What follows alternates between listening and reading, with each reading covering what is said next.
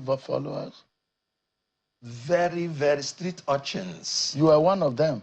I was. Why did I leave? My people, you hear them. Listen, I'm not against Peter Obi. I'm not against the obedient movement. But this is one thing you people should know. Because you people always carry your emotions to your sleeves. Have you ever asked yourself, what is the possibility of Peter Obi reviving, savaging Nigeria in the next 4 years? Because look at the narrative that the North, the people he has connived with to work together, Kwankwaso and co.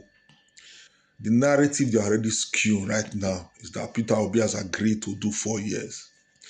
Have you asked yourself what Peter Obi will be able to do for 4 years to salvage Nigeria from the ineptedness of Nigeria, the indebtedness of Nigeria, from the struggles of poverty, insecurity, lack of infrastructure? Do you think Peter Obi will be able to salvage this country from those things in the next 4 years?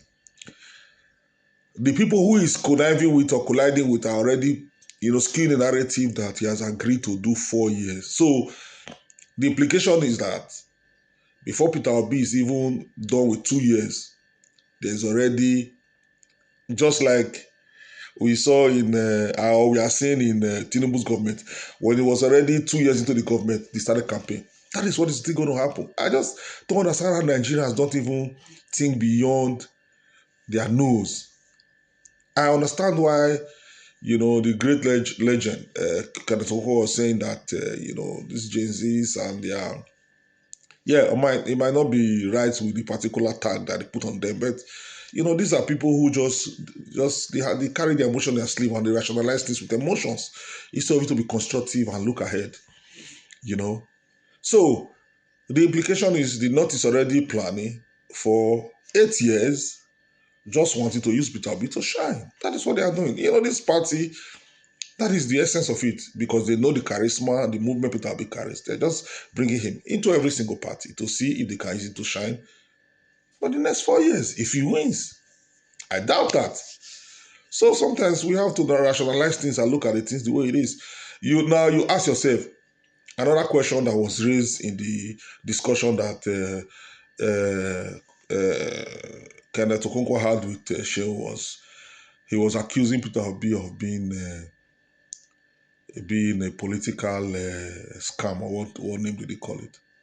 Baba, if we say make we look at holistically, sincerely, who do you think is actually the political prostitute, political scam? Baba, Atiku. I will put my campaign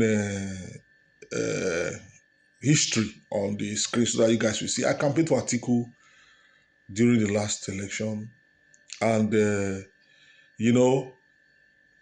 previous election before this one, I think that should be 2019 or so. I guess I'll check to confirm.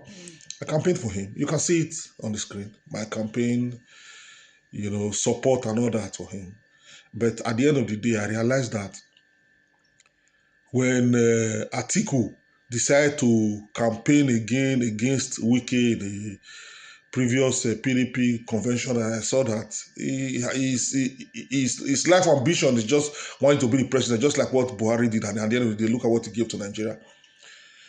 So at that point, I realized that the political scam is Atiku. Atiku should sit down and allow people who have the energy to run this country. We don't need the people who does not have the physical capacity to run this country. We want young people who have the mental and physical capacity to run the day-to-day activity that Nigeria requires. Nigeria requires hard work, not somebody who will be going on health leave all the time. We need young, vibrant, physically fit person. Atiku has been going from one political party just to get a political presidential ticket. I understand where Kenneth Okonkwo sits, but looking at his analysis, he believes that through this path that he's fighting for, there will be a southeast candidate one day. And that is what I also wish, because I don't understand how Southwest have ruled, the North has ruled, but the Southeast has never gotten the opportunity to rule the country. So for fairness and justice, it has to happen. So I understand Kenneth Okonkwo's analysis and the pathway that he feels, but Atiku should go and be a godfather. He has been in the political sphere for almost 40 years. I think it's high time that he sits down to support other candidates to become president. So my humble submission to Kenneth Okonkwo, keep doing what you are doing. Please stay away from this Gen Z because they will mess you up, Baba.